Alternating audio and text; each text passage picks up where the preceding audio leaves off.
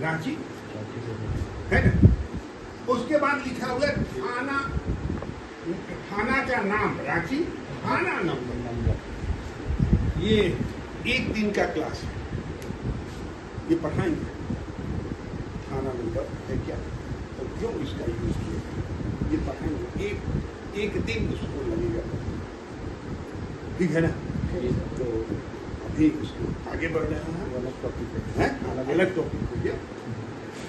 जिला रांची, यहाँ scale 16 inch बराबर 1 माइल है ना। ये नापी कौन चीज से, ये जो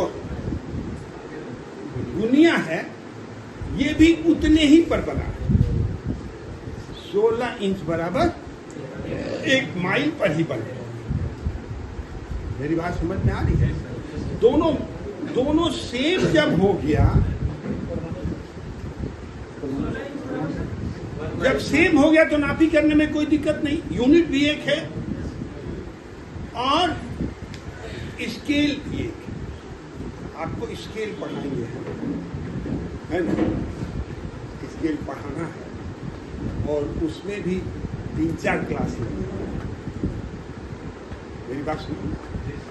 लेकिन अब जो हम बता रहे हैं, हम ऑफलाइन पढ़ाएंगे तो आपके दिमाग और जहन में ये बातें रहेंगी, ठीक है ना। अब आपको ये पूछने की जरूरत नहीं होगी कि आखिर है क्या। मेरी बात समझ में आ रही है? तो ये, और दूसरी सबसे महत्वपूर्ण बात है कि उसमें डेट लिखा रहता है, ईयर लिखा रहता है। देख लीजिए 1932 का ये बना, उसके बाद नक्शा बना नहीं। कैसे नक्शा बनाया जाता है ये भी एक टॉपिक है जो आपको हम देखिए, किश्तेवाड़, खानापुरी, बुझारत है ना। उसके बाद छापा, मैंने छापे खाने में जाता है, उसके बाद उसमें आता है चकबंद, ठीक है ना। मेरी बात समझ में आ रही? तो ये भी अलग है।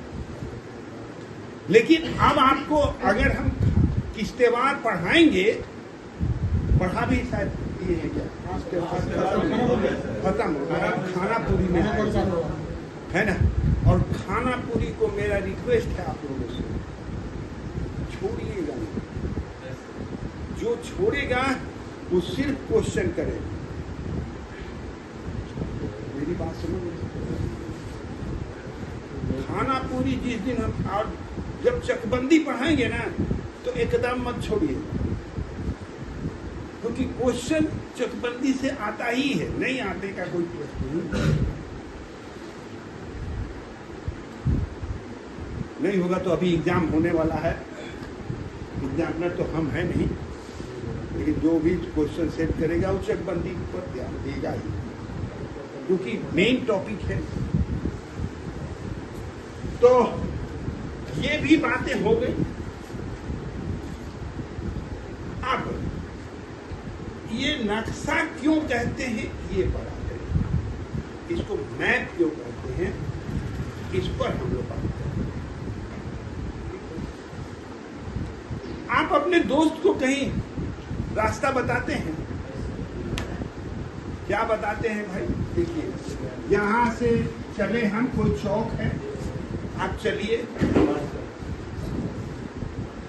50 मीटर आगे बढ़िए, फिर इधर बाएं या दाएं मुड़ जाइए, है ना। यहाँ पर एक मंदिर होगा, मंदिर के पास एक पेड़ होगा, वहीं पर इसको क्या बोलते हैं? स्केच में खास रफ स्केच। क्यों कह दिए हम rough sketch?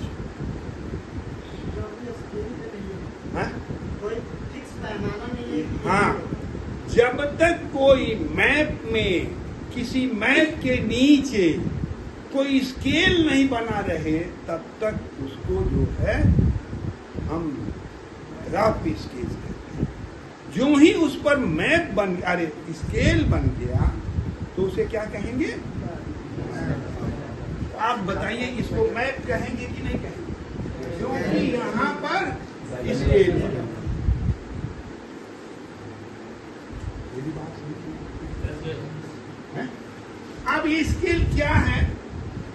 Diagonal scale, scale कई तरह के होते हैं। सिंपल स्केल होते हैं,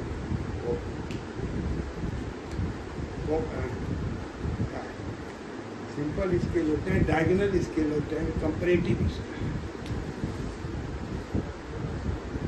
ये भी एक अलग मैटर है ना, और अलग बातें हैं।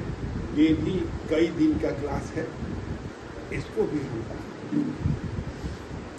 अब हम इसको नापेंगे, है ना, तो नापेंगे तो देखेंगे कि ये भी एक 10 जरीब का है, ठीक है ना। एक पार्ट जो है ना 10 जरीब का, और दूसरा पार्ट भी है 10 जरीब। एक में छोटे छोटे खंडे हैं और एक में डायरेक्ट। ये इसकी पढ़ाई होगी, डायगोनल, इसकी पढ़ाइयाँ होंगी, है ना। इसमें अभी नहीं घुस, आगे बढ़ो। अब देखिए कि इसमें जो है कुछ लाइन खींचा हुआ है ना? खींचा हुआ है, यहां से एक लाइन खींचा हुआ है, यहाँ यहाँ, इसी को हम लोग बाउंड्री लाइन, बाउंड्री लाइन क्या है ये आपको करीब आधा घंटा में हम बताएंगे। लेकिन अब बाउंड्री लाइन के बारे में कोई पूछेगा नहीं हमसे, क्योंकि हम यहाँ आपको बता दिए हैं कि बाउंड्री लाइन किसे कहते हैं। मेरी बात समझ गया है? समझ में आ गया? यानी मौजे के किनारे किनारे खींची गई लाइन को हम लोग बाउंड्री लाइन कहते हैं, ठीक है। चलिए, ये बाउंड्री लाइन हो गया, ठीक है। अब आ जाइए, इस बाउंड्री लाइन पर कुछ चिन्ह बने हुए हैं, जिसको हम लोग चंदा बोलते हैं। चंदा हमेशा बाउंड्री लाइन के रोड पर ही बनता है, सही है। जो 3 महीने वाला कोर्स किया होगा उसको ये चीज मालूम होना चाहिए, मालूम होगा। चंदा, चंदा क्या है, पढ़ा है चिन्ह की नहीं? कितना कितना का होता है, कितना उसका डायमीटर होता है, सारा चीज आपको लिखा है। तो इस चिन्ह को हमने क्या कहा? चंदा, ठीक है ना। एक चिन्ह और बना हुआ है इसमें, देखिए यहाँ ऐसा, यहाँ एक बिंदु दिया है,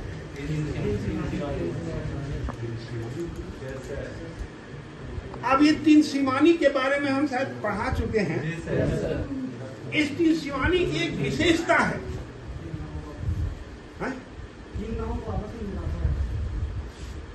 और विशेषता बताओ। इसको फिक्स पॉइंट मान सकते हैं सर। फिक्स पॉइंट है।